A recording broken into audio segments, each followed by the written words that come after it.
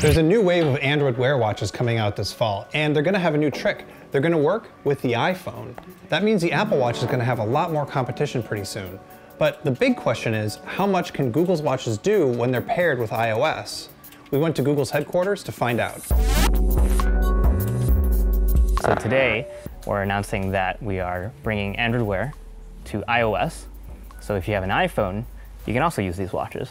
And so for the newest watches that have come out, so LG Watch Urbane, and Asus ZenWatch 2, and Huawei Watch, and all the new watches that'll be coming out before the end of the year and in the future, you'll be able to take those and out of the box, you'll be able to pair it with an iPhone, and you still get your favorite features. So things like notifications, Google Now, voice searches.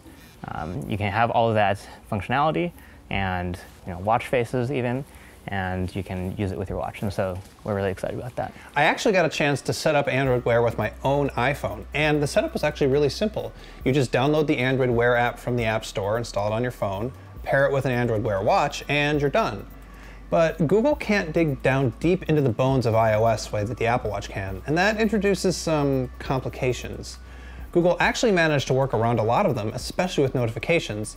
But the problem is, there are a few things that the Android Wear app just can't do with iOS. When you have notifications that are showing up on your watch, we actually think of it as simplifying your life. Like, we don't want your life to feel overburdened or more complicated because you have these notifications. In fact, the fact that you can get them right on your wrist is really convenient. And furthermore, the way we've done this, if you get the notification on your watch, for notifications that would have buzzed your iPhone, we buzz your wrist. For notifications that would not have vibrated your iPhone, we don't vibrate your wrist. We make sure to respect those kinds of notification settings. Furthermore, if you get a notification on your wrist and you swipe to dismiss it, it dismisses it on your iPhone as well. And so this is true across Android Wear with Android phones and Android Wear with iPhones. In this first release, you won't be able to install third-party apps onto the watch for Android Wear watches. However, all the things that I talked through in terms of notifications, fitness tracking, voice searches, Google Now. We also have some first-party applications that Google has built that are included on the watch, things like a weather app, a translate app.